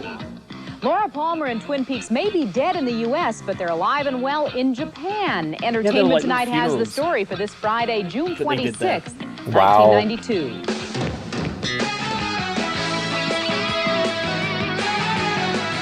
Oh, the Entertainment Tonight theme. It's beautiful. So 90s. Hi, everybody. Welcome to Entertainment Tonight. I'm John Tesh. And I'm Mary Hart. For the better part of 2 television seasons, Twin Peaks and the travails of Laura Palmer intrigued American viewers. It's now a different story in Japan. The entire country seems to have gone crazy over the show, which has become a national obsession. Good Lord, Laura. For almost 2 seasons, American audiences wanted to know who killed Laura Palmer and why. Okay, next objective, get an old fucking TV and watch Twin Peaks on it. Like... Get an old the series CRT, was yeah. canceled. Twin Peaks. But in Japan, there is full-fledged Twin Peaks mania. Everywhere you look, there are hats, buttons, books, and magazines. A 14-tape set of the entire Twin Peaks saga has sold more than 30,000 copies. And Japanese television carried mock Laura Palmer funerals, even though the series itself has only been seen on limited pay-per-view. Television producer Kenji Shumizu thinks he understands the fad. The Japanese people seem to yearn for a mysterious atmosphere, which also characterizes, for example, the Twilight Zone. Some of the frenzy has been stimulated by a new Twin Peaks movie which opened in Japan Just be like, the show is really good and we like it. before being shown in the U.S. It's expected to be one of the top 10 movies in Japan for '92. Still, some of the fans had trouble keeping up with it. This is not what I expected. I don't think I enjoy the movie because I don't understand the thing. The series has also set off a travel boom. Hundreds of young tourists, mostly young women, have packed up their video cameras and are traveling to the town outside Seattle where the series was shot. Actors from the show have even come out to meet them. Bob's just hanging out. The Great Northern Hotel and the cafe where Agent He's a Cooper handsome had cherry fella. pie and coffee. Yeah. According to James Nunn of the Washington State Trade Office, the spot where Laura Palmer's body was found causes some strange tourist rituals. The most favorite, apparently, is for them to be wrapped up in clear sheets of vinyl, like you might find at a construction site, and lie down on a beach where the body of Laura Palmer was found in the same pose as the body and be photographed that way. Hell yeah. The tours are the brainchild of Kazuo Kuwata. He says the Japanese people are really hooked on the quirky series with its mysterious characters, and he thinks Twin Peaks mania is just beginning. Underrated bit from the series. Fucking Cooper walks in and sees the fucking severed deer head on the table. Yeah. And they stop and stare at it for a few seconds, only before the lady goes, "It fell down." Like she thought that he thought they just decapitated a deer and left his head on the table. Getting bigger and bigger. The Diary of Laura Palmer has now been translated Need to into read that. Japanese, and sales have been more than brisk. So far, 250,000 copies have been You sold. can also get Cooper's tapes to Diane. Yes, I've listened to them. There's a few extra ones in there, but it's mostly from the show. Cool. Well, I mean, that's the kind of thing I'd just be happy to revisit. I want to hear. Does he talk more about what happened with JFK? He does. He does mention. He does go. I do wonder who killed John F. Kennedy. I was talking to Vea at a we were at dinner at a restaurant a couple years back, and I was like, man, all these people that people really care about keep dying, but I don't really have any strong feelings towards them because I don't really. They're just never people that hit for me. But if like Quentin Tarantino died, or mainly Quentin Tarantino. He's one of the few directors I stick with. Like when Martin Scorsese or Quentin Tarantino die, I'm gonna be fucking heartbroken. Yes. Even like when George Lucas dies, because I like that guy. He's a fucking weirdo who only eats salads, but I love that guy. Creep David Lynch out. That's an accomplishment. You should direct the movie. You should direct the movie, George. It's your movie. You can't make me direct this movie. Please, I don't want to. Calling his agent. Anyway, I don't want to Wookiee. I haven't I'm like, oh shit, David Lynch is dead. I guess we should watch Twin Peaks, And we sat down and we did it, and then we watched Blue Velvet and Wild at Heart, and damn, it fucking sucks that this guy is dead. What a bummer. Shit. He came at movie making like painting a portrait, basically. He wanted to make something that you look at and go, what do I think of this? And then you come into your own conclusions, and it's beautiful. Definitely a visionary. Just, oh man, I am very bummed that this guy's dead Nobody now. does it like him. Yeah. I was so sad because his work, Twin Peaks specifically, got me out of a slump, and it really helped me in my life, and I feel like I'm a much happier and positive person from the teachings I learned from this show. Yeah. Treating yourself occasionally and just being nice to yourself and like being nice to all the people around you and trying to be a nice, positive, force for good around everybody that you meet. And try and brighten up everyone's day. Yeah, absolutely. And just giving that kind of thought. Also, that's why Cooper's my favorite. Every time me and we used to do the thing in the morning, me and Vea, where we would talk about our dreams, and we still do. But now we listen a lot more. We listen a lot closer to what might come in our dreams. Same here. Just like, hey, what did you dream about? Oh, I dreamt about this. Okay, what could that mean? You know? And it's also a great show to watch if you enjoy... If you're one of those people who like enjoyed Monk more than like Columbo because you got to solve the mystery with the character, I feel like it's a great show for that. Where you're just like... It's very satisfying when you're finally putting it all together. And at the same time, it is defeating when you realize how far you are from understanding any of it. That was tough. Well, there's some weirdness over the watch order, which if you watch the show, there should not be. Like people are like, do I watch Fire Walk with Me first because it's a prequel? Oh no, God. No. When I first discovered Twin Peaks, I was talking to my manager and I was like, there's this show that I really like called Twin Peaks. She's like, oh, I think I saw the movie, and I was like, did you watch the show? And she went, no, and I just cringed. Like, no, it is. I cringed. I was like, this is the worst watch method. It's like, no wonder you were confused. Like, she said she was confused when she watched it. I was like, no wonder you didn't see the show. You know what the hell's going on? It is unintelligible. Yes. No, the watch order goes as follows. Season 1, Season 2, the movie, all of the deleted scenes, Season 3. I feel like that's... or you could start with Blue... I honestly would recommend starting with Blue Velvet. That'd be a great starting point. Outside of, like, Lynch's work, like, the two films that are, like, probably a must-watch, so if you like weird Lynchian stuff, Blue Velvet definitely, but if you want, like, a really nice, but sort of, like kind of sad, but sort of off-putting film, The Elephant Man. I am very interested in that. Is perfect. That is I enjoyed. There's only certain films that are a perfect movie, and that is a perfect movie. That one is beautiful. The recommendation for Wild at Heart if you enjoy Nicolas Cage. I know there are people who don't. That's his best performance. I've always loved him. This jacket is a symbol of my individuality and self-expression. Just also, if you I called you a homosexual. I'm sorry I called you gentleman homosexual. I learned a valuable lesson today.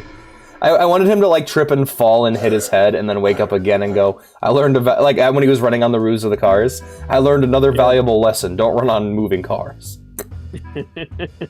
No, that movie was fucking beautiful. Also, he is Majima from the Yakuza series. That is straight up Majima. That is so weird that's where they got it. Which I feel vindicated because whenever I voiced Majima in the Yakuza 0 playthrough, I gave him a southern accent because he was from Osaka. Well, so I gave him. Never know. That might have been the influence. It seemed to be the influence. Make him talk like Elvis next time. The level it's had. So there is one more thing I want to. There's a couple of things I want to talk to you about Twin Peaks, but first of all, I want you to check out the Georgia Coffee Twin Peaks ads. All right, let's check them out. So Japan, it's Japanese. Yeah, Japan. As I said, once again, they love this in Japan so much that they made a whole bunch of ads for this. This is only one of them. Before Asami disappeared, she sent me this postcard from Great Northern. When they searched her room, all they found was this picture and this deer head. Let's think about this over a coffee. No, Lucy? Incredible. You two have got to try this. It's rich. Man, oh man, this Georgia is damn fine coffee. It's true. What about this? Notice the symbol, Ken. I think you and I should take a drive. Big Ed's Gas Farm. Georgia. There's a whole bunch of these. See if you can find like all of them. Oh, They are man. so good. Yeah, Georgia coffee. Oh. Ladies and gentlemen, Twin Peaks. The story and the mystery continue on Wow Wow.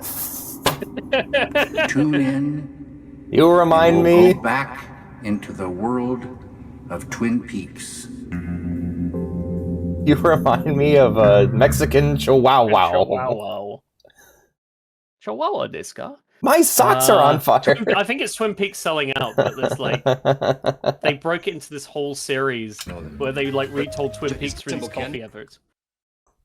That's wonderful. Oh wow, it continues. A very rare Von Singer Bible. Snooker balls? I don't get it. Come on, let's grab a bite in a can of Georgia. Agent Cooper? Shelley, I'm gonna let you in on a little secret. It's called Georgia coffee. It comes in a can. It tastes as good and rich as any cup of coffee I've ever had. It's true. Log Lady also Ken? sold out. Yes. A beautiful Yeah. woman left this here for you. Georgia ni makasero. How insulting to go into a coffee place and be like, your coffee sucks. I got this can. That's why we think about it. Hawk, you're gonna love Georgia coffee. It's brewed rich. Tastes incredible. Damn fine coffee, right? Right. It's true. Why do they feel the need every time to include the Log Lady? Yeah. The letter G. Good work, Andy. Hawk, what's under that last pin? Glastonbury Grove. Home of the Black Lodge. Georgia ni makasero. This is like an alternate universe where the ending of season 2 doesn't happen. Yeah, this is the other one where he woke up. Inside there's a red room. One of the worlds he woke up into, he just advertises coffee forever. Coffee.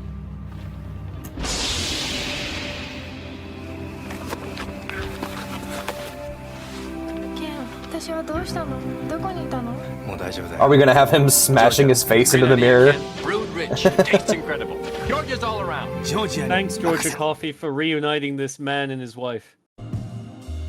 Wonderful. So, seeing Andy, do you know the story of how the actor who played Andy ended up on Twin Peaks? How'd that happen? So it's a fascinating story. So basically, let's go back to Blue Velvet. So you know Roy Orbison, some of his music was in Blue Velvet, in Dreams. That's a good song. So from that film, David Lynch and Roy Orbison became friends. Yeah. And God, sorry, the music in Twin Peaks and in Blue Velvet is just fucking amazing. Oh, it's incredible. Except for season 3, but yeah. So David Lynch and Roy Orbison became friends because Roy Orbison originally, when he watched the movie, was kind of like, what the fuck, what the hell is this? Like he was like, why the hell is like this drug deal happening to my music? This is kind of like messed up. And then I think it was David Lynch, or it might have been his wife, but his wife or David Lynch basically went like, oh, give it another view and like see what you think of it. And then he watched it again and he basically went like, no, I appreciate this now. And they ended up, David Lynch and Roy Orbison's wife ran into each other at a transcendental meditation building. And they were like, oh, what are you doing? He was like, oh, I'm here to meditate. She's like, oh, what sort of meditation do you do? And he goes, oh, transcendental. He's like, oh, me and Roy do that. Oh, hell yeah. And they ended up becoming pretty good friends, Roy Orbison and David Lynch. But when Roy Orbison passed away, David Lynch was going to needed to go to his funeral. And oh, that's who that was a picture of on the wall. So David Lynch then needed to go to his funeral, but in California and Hollywood specifically, if celebrities are moving around, they use dedicated like taxi services run by like certain companies that basically are low key. And what happened was that the actor who's playing Andy was one of these taxi drivers, basically. And what would you know? He was transporting David Lynch to Roy Orbison's funeral. Aww. And you know, the actor who's playing Andy was like, you know, starstruck. He was like, oh, you know, like that's David Lynch. But then David Lynch started talking to him, and they ended up chatting. And David Lynch then he kind of like started to take a liking. That's one of the interesting things I've heard as a consistent thing is when he meets these actors for the first time. Yeah. He seems to take like a genuine interest in who they are as people. Exactly, and that's like the key thing about David Lynch. He takes a keen interest in his actors because he sees, like, you know, them doing a specific role, fulfilling a specific idea.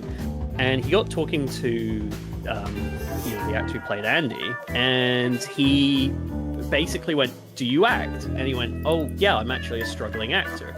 He was like, "Send me an audition reel, and I might set you up with something." And that's what he did. He sent in a audition reel, got Andy as the role, and that was his first proper role. And he's perfect as Andy. Oh, he is utterly wonderful. Perfect. He is wonderful. He is the most lovable buffoon ever.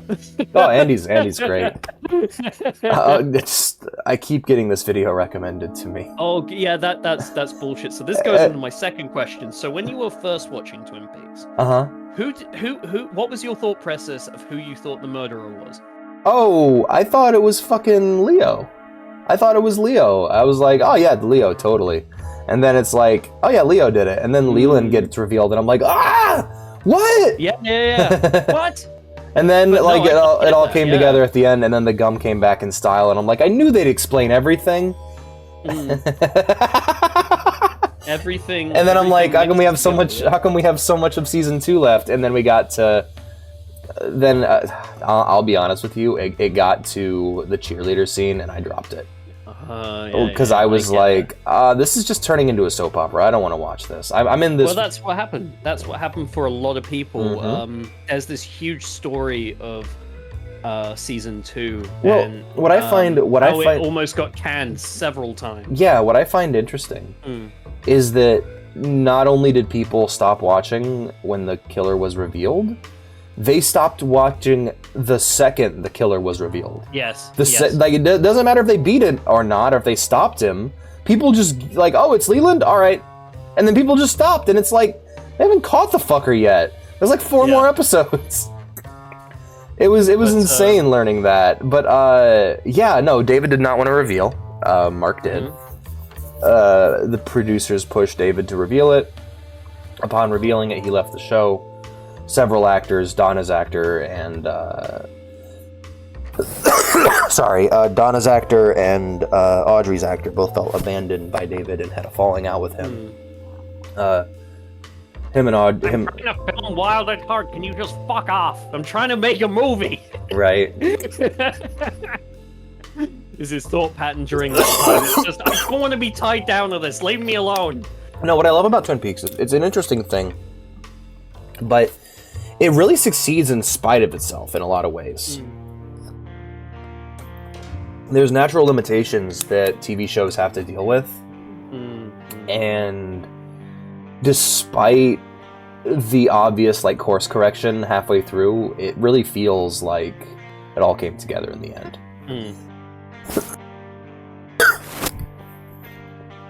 As for this channel, I don't mean anything bad about this guy. I like the idea of his channel. Yeah. But he just comes across as a complete moron because he's trying to solve stuff like who shot Mr. Burns. It's like, did you not watch that? Like, he's trying to solve things that literally everybody in pop culture know. And it's like, where have you been living? Is someone like unfrozen you? Are you a caveman? Yeah, right? So it's also when you see this like, thumbnail... Oh, go on. So, like, when he's, like, reviewing something like Twin Peaks, that's kind of believable, because you're like, in this day and age, like, not everybody knows about Twin Peaks. And it's a mystery show. So I totally get that. but when you're trying to solve things that are like so ingrained in pop culture, it's like, were you unfrozen? like what? Like take a look at the mysteries that this guy tries to solve. Like, okay, can I solve before the reveal on Family Guy? Can I reveal like who's the holiday killer? There's also Batman? like movies that he picks that like are actively misleading and where the writers did not know who it was till the end. He looks so gormless and confused, just like like I'm an alien. I just came down this planet. I just watched this. But what? Like the holiday killer and Twin Peaks both have the same thing of they didn't know who it was until they revealed it.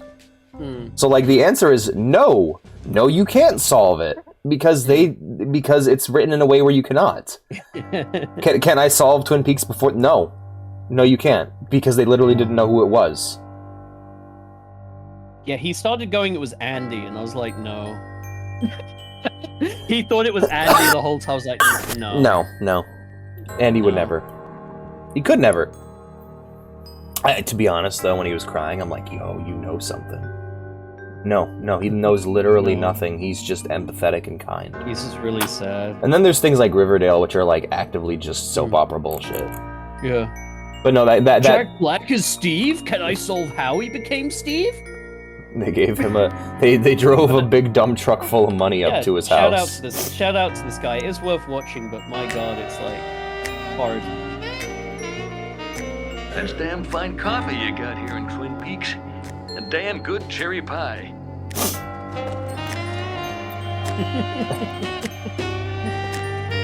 Never got the horse, by the way. Brilliant. I have absolutely no idea what's going on. That's brilliant. I love that David Lynch interview where it's just like, sorry. Oh god, I feel awful. BRB. No worries. Eraserhead is one of my most spiritual films. Can you explain that? No.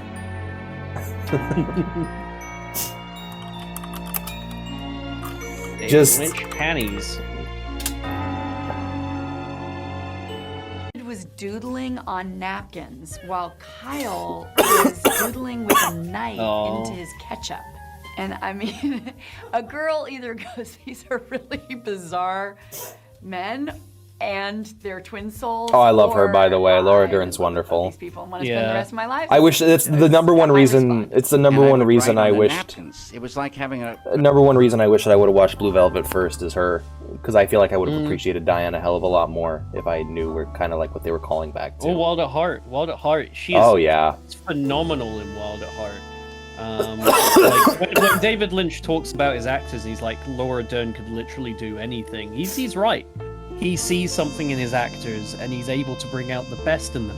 Like, you know, he only worked with Kyle MacLachlan on Dune, and that was like his debut film. But he saw something in Kale, and he was like, I need this guy to be in more of my films, and he was perfect. Called him fucking Kale because Dino De Laurentiis couldn't pronounce Kyle. That's Kyle, yeah. Kale. But that's his lifelong nickname for him, Kale. Like, hey Kale, I need to come round your house and photograph your stairs. Okay, that sounds reasonable. Okay, fine, David. Yeah, like I fully understand everything you mean. Yeah. I want to actively go out of my way to find things with these actors in them now. Like, I want to watch more. Like, I've been tempted to watch the Fallout show just to get more Kyle MacLachlan. He is very good in it. He's a very redeeming part of that show. Hell yeah. But yeah, that's Twin Peaks. I'm kind of sad that it's over, to be honest. I'll definitely be picking it up on Blu-ray and watching all of it over again when that happens. Your memories of it are everlasting, and the lessons you've learned from them are. Oh, absolutely. Just. Now, before we finish, can you write David Lynch eats panties? You're gonna love this.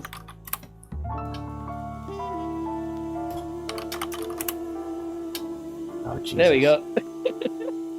This idea was born that I would try to pronounce WMM's full username with cinema lovers' panties Oh my in my gosh. mouth. So now, this being dedicated to WMM, we're going to do just that. So, Cinema, are you ready to go? I'm ready, David. Fantastic, Cinema. I'm really looking forward to this. So, if you could give me your panties now, and we'll get going. Okay. Why did Japan love this man? Why did Japan love this man? I wonder why. He has the same love of panties. Mm. I by the way, Beautiful Cinema. never got that. Thank you very much. They're still warm. Okay, now. Oh, Jesus Christ. They're very warm, as a matter of fact, Cinema. Fantastic sense of humor. And now, the deal is, I'm going to put these panties in my mouth and pronounce WMM's full username. Are you ready?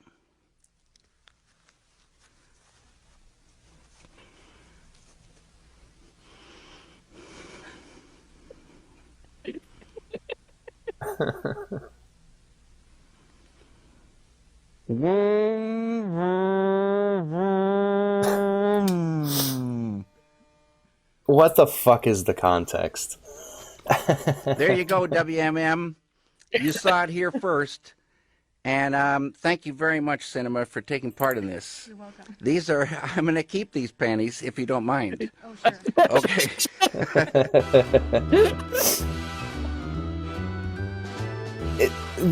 Okay. Has he ever done stand-up or anything? Because he's got that. He's got a great sense of humor. He is a great person just to listen to. Just watching him being fucking wacky. I would highly recommend watching. Now, if you're playing the movie on a I telephone, love this bit. You will never in a trillion years experience the film. You'll think you have experienced it, but you'll be cheated. It's such a sadness that you think you've seen a film on your fucking telephone. Fucking telephone. Get real. Get real. So, when I saw that, I disagreed with it, but I can't watch movies on my phone anymore. I'm actually at the point now where I cannot enjoy. I need to watch it on my TV. Yeah. You know. Well, there's a few things I would recommend giving a watch at some point. I'd recommend watching David Lynch's workshop on how to make films. That is fantastic. I wouldn't recommend watching it now because it's very long. All right, well, I'm just finding it for later. That is fantastic. I'm trying to... Just link it to me. Yeah, that's it. The full masterclass is masterclass. So, yeah, it's a full video on, his history with film. Yeah, I liked his... ideas. I actually started this. I like the tips he gave of just, make sure you always have Final Cut. Yeah. You can tell that's something he's held on to, which is awesome. He also explains transcendental meditation at the very end in probably the simplest way you'll ever hear it. And he is a privilege to listen to in this. And he gives you life lessons. He gives you, lessons in how to make movies. He gives you so much really, really good advice on pretty much everything. And I would say this is basically the closest thing you'll get to David Lynch's memoir of his life and what he achieved and what he wanted to do and how he sees life. And it's fantastic. Oh yeah. I actually ended up starting watching Twin Peaks again because I was getting into I'd been playing Elder Scrolls and getting into Elder Scrolls lore, and a lot of Elder Scrolls lore is based off of Gnosticism, which is kind of like an offshoot of what David believes. And I knew that. I also knew the Matrix, so I ended. It has the same thing going on. So I rewatched the Matrix movies as well. Love those movies, great films. And then I'm like, well, I've rewatched the Matrix, and I played about as much Elder Scrolls as I can right now.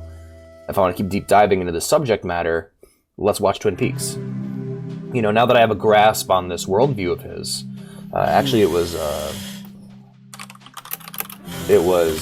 Plague's video on David Lynch where he kind of talks about how he draws this amazing picture of David, but he talks about his beliefs as a person and how they how understanding his beliefs are like the key to understanding his movies. And yeah, honestly, just that, like, the moment I was at, like, my second viewing of Twin Peaks with Vea, knowing what I knew now, like, knowing what I needed to know actually really helped. And so it was a good watch. Yeah, honestly, I honestly think Blue Velvet's the best place to start because it's super short. It's a super short movie. It's super intense and normal. Like it is. Like it's the Elephant Man. It's the I have not seen I need to see the Elephant Man, but like I was thinking like it's the same kind of story of small town America and then crime. Yes. Honestly, Wild at Heart, dark side of beautiful suburban America. Yep, Wild at Heart reminded me more of The Return. Just the cross country tour showing all these different people and their stories. Fucking Willem Dafoe being the most hilarious and terrifying creep. The devil. Is he the devil? Is that what he's supposed to be? Like, oh god. That's the way I see him. He is the devil on Nick's shoulder that in the end makes him return to crime. The way his head blows off is really funny. What'd you say? The way his head blows off is really funny. Right? Yeah. Fucking evil smile. But I love the bit where he's like saying to Laura Dern's character, he's like, say it, come on, fuck me, come on, say it. And he gets so intense about it. Eventually she just gets so freaked out, says, okay, fine. She says, fuck me. And he goes, not today, maybe another day. And just like cheerfully like saunters off. He is, God, that is so hard. That was so hard to watch the first time. I'm like, no, please. It is, but it's so. That's the thing I love about David. He's so good at like creating scenes that make you feel uncomfortable, but then they have like that release of just like there's some humor that just like relieves you at the end of it. Pete's not doing well. Was perfect for that role. Pete is not doing well in that movie. But I also love how Jack Nance is just playing Pete in both of those roles. Like he's Pete. Yeah, Meth Pete. There was meth in the percolator. Pete's wonderful. Oh, I miss him. But like I feel like Wild at Heart and Natural Born Killers would make for a really great double feature. But yeah, like your friend, if you're new to Twin Peaks and you want to see if it's your thing, check out Blue Velvet. If you like Blue Velvet, you're probably gonna love Twin Peaks. Absolutely. Blue Velvet was wonderful. I don't know if I can recommend Wild at Heart, but I can definitely recommend Blue Velvet and Twin Peaks. Hell, Twin Peaks is a good way to burst your cherry. Yeah, honestly, it's a great get-in point. It's like if you're looking for, in my opinion, the most digestible David Lynch stuff, check out Twin Peaks or The Elephant Man. Those two are like really easy to watch if you're not into sort of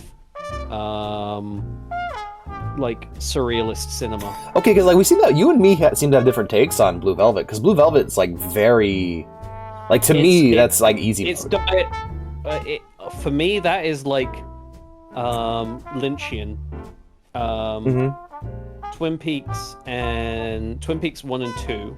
Season 1 and 2. Yeah. They are like diet Lynchian. Same with The Elephant Man. Okay. And then Eraserhead, Wild at Heart. I haven't seen the rest of his stuff. Dune's great. From what I've heard, Dune as well. Dune is also diet Lynch, but that's like very watered down. It's also diet Dune. It's diet Dune. But like.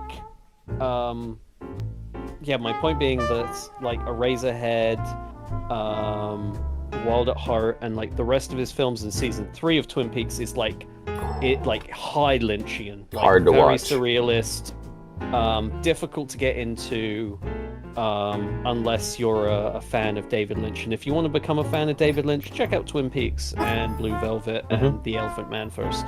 Yeah, the watch order I would probably recommend based on what I've seen. I really need to see The Elephant Man. But it would be Blue Velvet, season 1, season 2, Fire Walk with Me, all of Fire Walk with Me's deleted scenes, and then The Return. And then after The Return, I think you can handle just about anything. I don't know. I've heard that like the ultimate hard mode is Mulholland Drive, but I haven't seen it yet. And I know Lost Highway is also really tough as well. I really want to watch Lost Highway. I'm trying to get through Twin Peaks. I'm trying to watch everything in order. My goal, once I watch everything, my goal would be to like make a very good make a list that's like, all right, we're gonna go from most digestible to least digestible. Just start with the most normal shit and then go down the list. Honestly, we'd kind of exclude Dune because Dune is like, Dune kind of requires you to know Dune before going in. But like, yeah, I think right now my watch order would be Blue Velvet, Twin Peaks Season 1, Season 2, Fire Walk with Me, Deleted Scenes, Return, and then Wild at Heart. Because like Wild at Heart is so fucking weird. Like there are no normal characters in that movie. There are no normal people. No. There's even Redface in there. I don't know how to feel about Redface. Oh yeah, but like with Blue Velvet and Twin Peaks, find out. there are good people in Twin Peaks. Yes. There are like wonderful characters that just make you happy to be around. Wild at Heart don't really got that. Wild at Heart, everyone's kind of hard to be around. Person. Also, my favorite thing in the whole movie is conversations between Sailor and Laura Dern, and just how she'll say a bunch of David Lynch shit, and he'll just go, "Well, that's nice, cutie pie." he's not listening to her, and like he's kind of like a normal dude, so he doesn't really think about this shit, you know? Yeah, it's wonderful. He's wonderful in that. What a match made in heaven. Nick Cage and David Lynch. Just, oh man, weird. What a weird, wonderful actor. That's a whole other video I could make too, just about how much I love Nick Cage. Just, I brought you a bowl full of sugar, my friend. I need you to take some of this for this scene. You understand me. You really understand me. Are you drunk again? I've been drunk this whole time. I'm gonna call you Nicky. Did he end up doing any more movies with David, or is that the only one? Did he end up doing any more movies with David, or is that the only one? I think that's the only one that he did. What a shame. David Lynch. What a shame. Because those are the movies kind of movies he's in nowadays. He's in weird shit, which I love. Yeah. Well, you brought up recently people like George Clooney. A lot of actors like doing a lot of the dreamy sort of weird stuff, like the Coen Brothers or David Lynch. Or oh man.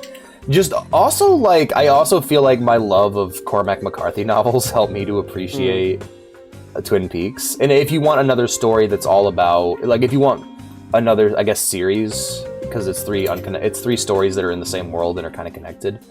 Like about like a long-term good versus evil, lightly supernatural battle.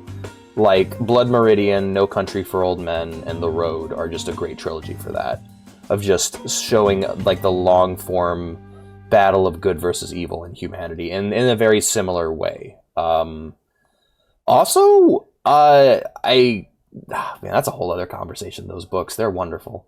Those are the first books to ever make me feel patriotic towards my country.